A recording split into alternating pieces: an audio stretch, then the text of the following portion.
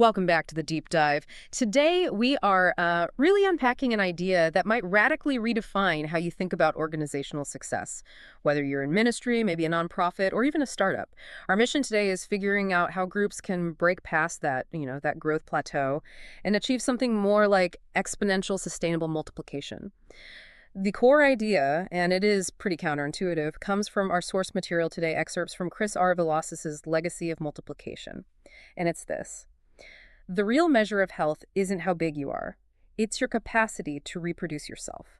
Size can even be, well, a trap. Reproduction is the power. That's really the heart of it. Mhm. Villasis has, 25 years on the ground? Yeah. As a missionary pastor in the Philippines. And he argues pretty strongly that we need to dish this mindset of just gathering more people and instead embrace the intentional mandate of multiplication. He's trying to give us a measurable, actionable strategy, something grounded in that early church model from Acts 1.8. And this feels really relevant for, well, anyone feeling stagnant, right? If your group has plateaued, maybe even declining, this material is kind of a blueprint. It argues reproduction is the heartbeat of a living entity. Yeah. It completely flips the script. You don't need the big name or the huge budget. What you need is obedience and intentionality in how you're structured. Exactly. It's a roadmap, really, Yeah. for turning what feels like just keeping the lights on into a catalyst for, well, a genuine movement. Okay, so if multiplication is the goal, why do so many groups stall? Even ones with, great intentions and powerful missions. I was really struck by that image in the source. The early church wasn't one giant dome, but like thousands of little lamps spreading light hand to hand. If reproduction is supposed to be natural, why does it stop? Yeah, that's the key question. And the problem usually isn't bad intentions. It's more like drift.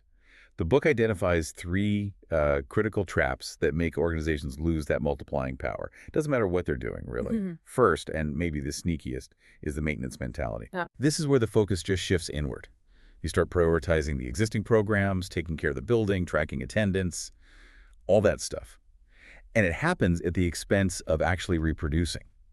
But hang on, isn't some maintenance essential? How do you know when you've crossed that line? From just being a good steward to, being stuck? That's the million-dollar question, isn't it? The line gets crossed when your resources, time, money, especially your leaders' focus, are mostly going to internal stuff. Instead of outward-facing training and sending, maintenance becomes a trap when it just eats up all the energy for movement.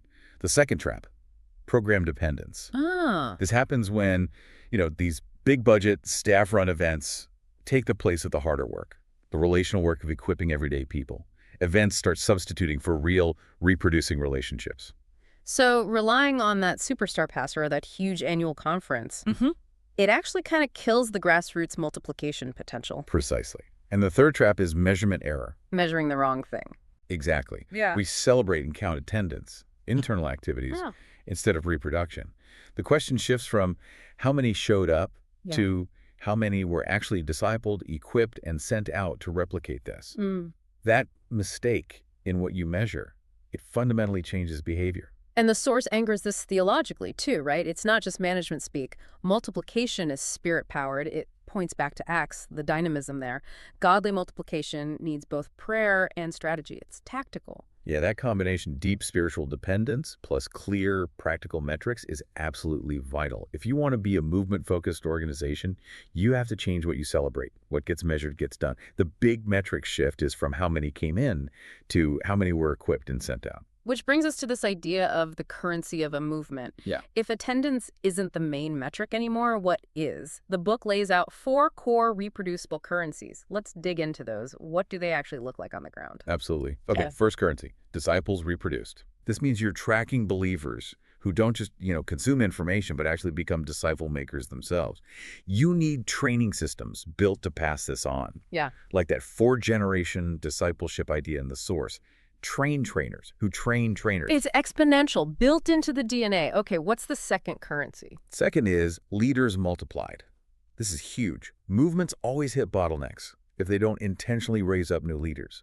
For every new group, every new ministry, every new congregation, you have to measure your ability to generate that leadership capacity. Makes sense. Can't grow without leaders. What's third? Third, congregations reproduced. This is tracking the actual new gatherings that get started. Could be house churches, small mission teams, new sites, whatever, started by the original group. And then fourth, senders develop. This is about building the organizational muscle the capacity to identify, equip, resource, and actually send people out, missionaries, teams, into new areas. Okay, if we step back a bit, the principles behind those four currencies seem like they could apply to almost any organization trying to grow, really. It's all about structure and being intentional.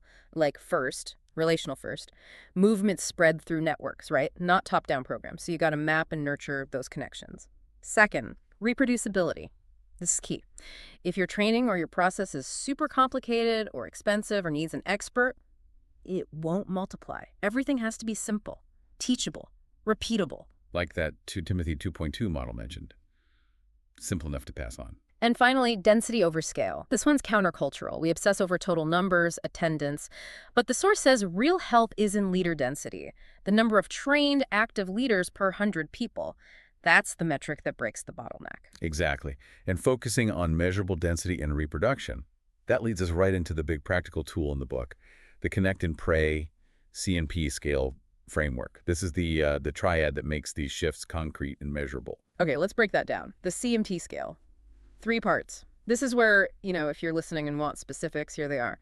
Starting with A, Connect, relational pathways. Right. Connect is about being intentional, not just waiting for people to show up, but actively engaging.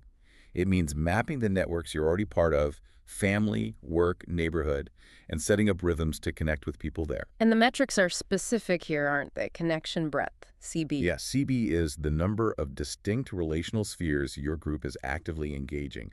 Are you reaching beyond your usual circles? And connection depth, CD. CD tracks the average frequency of specifically spiritual conversations per person per month within those spheres. Okay. So connection breadth and depth. Are we just talking about tracking coffee meetings? What's the practical reality? It's a bit more focused than that. You're measuring how intentional and frequent the relational stuff is outside your organization's main activities.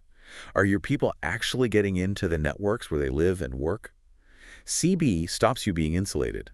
CD ensures those connections are actually deepening, moving towards spiritual things, not just small talk. Got it. Okay, part 2. B, pray. Spiritual preparation and power. This isn't just vague, hope it works out prayer, is it? No, not at all. The source insists it has to be targeted, strategic, informed prayer. It actively prepares the ground before the outreach. And you measure this too. Yep. The metrics reflect that focus. Prayer intensity, PI, measured in hours per month of targeted prayer for specific people, specific mission fields. And prayer coverage. That's the percentage of your identified relational spheres, your connection breadth, that are being consistently covered by strategic prayer. Wow, okay, that's fascinating. You're literally putting a spiritual metric like prayer hours right next to organizational metrics. It makes the dependence tangible. It forces you to acknowledge that multiplication isn't just a mechanical process. It needs that spiritual power. Which brings us to the third part, C scale. Systems and reproducible processes. This is where Connect and Pray actually turn into reproduction. So this is about the how. How do you actually scale it? The systems themselves need to be low friction. Simple stuff. Easy to use curricula, maybe short apprentice cycles, leadership triads, things that are easy to start and repeat. And the key metrics for scale. Right, the bottom line metrics. Leader density, LD, again, trained leaders per 100 adults. The reproduction rate, RR, new disciples divided by existing disciples per year. Are you actually making new disciple makers? And the group reproduction ratio, GRR, new groups divided by existing groups per year. Are your groups multiplying? These 3 numbers really tell you if you're healthy and multiplying or just, running in place. These shifts really come alive in the stories, the vignettes from the source. They show the practical side, sometimes the difficult side of this transformation. Let's look at that house kitchen to movement example. Oh yeah, that one perfectly illustrates reproducibility. It's a small home group. They train one member, Fatima, and a couple of others, to lead new satellite groups. And they didn't invent some complex new program. They used a super simple, repeatable rhythm. Share a meal, tell a gospel story, pray together. That's it. The genius is the low barrier, right? Anyone can do that in their kitchen. You don't need a church building. Exactly. And here's the crucial part. When those new groups started, they didn't bring them back into the main meeting to consolidate everything. They immediately pushed that success outward, fostering a sending culture. Fatima and her team stayed decentralized so they could reproduce again. Momentum over control. That's a big shift. Okay, let's also look at the small town church reorients vignette, because that highlights the budget and leadership changes, which are often the hardest parts. Right. This is a like, 120-person rural church, kind of stuck. The pastor saw their budget was mostly going to maintenance, keeping things running. So they made a really bold move. They shifted 20% of their entire budget, pulled it from building upkeep, internal programs, and poured it all into a 12-week apprentice cohort focused purely on leader development. 20%. Wow. That's not just tinkering. That signals a total strategic shift towards reproduction. What happened? What was the result of focusing on leader density like that? The results were pretty dramatic, actually. They boosted their leader density from about 6%, which is quite low, up to 16% in under a year. And that, in turn, significantly increased their reproduction rate. But maybe the deeper impact was on the pastor himself. His whole job changed. How so? He shifted from what to what? He shifted from being the primary program manager, and the guy running every event, putting out all the fires, to being a coach. His main job became training, equipping, and releasing that 16% of leaders to actually do the work of ministry and multiplication. Hmm. And that identity shift, letting go of being the indispensable one, that's often the toughest hurdle for any leader. Yeah, that's structural change managing activities versus coaching people. That seems like the absolute core takeaway here. But systems that encourage rapid reproduction, they need guardrails, right? To stop things going off track doctrinally or just burning people out. What did the source say about that? Yeah, the author's really clear on this. Speed can't compromise depth or health. You need guardrails like protecting genuine spiritual formation, avoiding quick, shallow conversions without follow-up, maintaining doctrinal clarity, usually through simple, accountable teaching methods, and preserving humility, recognizing this isn't the only way, being respectful of other contexts. Multiplication isn't just a growth hack. It needs these protections to stay healthy long-term. Okay, so if we boil it all down for you, the listener, multiplication seems to demand three really fundamental and often difficult shifts. First, shifting focus from attraction, getting people in, to prioritizing sending people out. Mhm. Second, moving from relying on complex programs to using simple, reproducible practices, things anyone can learn and pass on. And third, shifting the dependence away from a few star leaders towards generating a high density of many capable leaders throughout the organization. That's it. The true legacy, Villasis argues, for any organization isn't the monuments you build, not the big buildings or the impressive numbers you achieve in your lifetime. It's the movements, the things that continue and multiply long after you're gone, that ripple effect of just being intentionally obedient. It's a provocative thought. The future doesn't belong to the biggest, but to the most reproducible. So thinking about that connect and pray scale framework, what's one intentional, measurable step you could take this week to prioritize relational reproduction, making disciples, raising leaders, starting groups over just maintaining what you already have? Maybe calculating your current leader density could be the place to start. Let that be your challenge.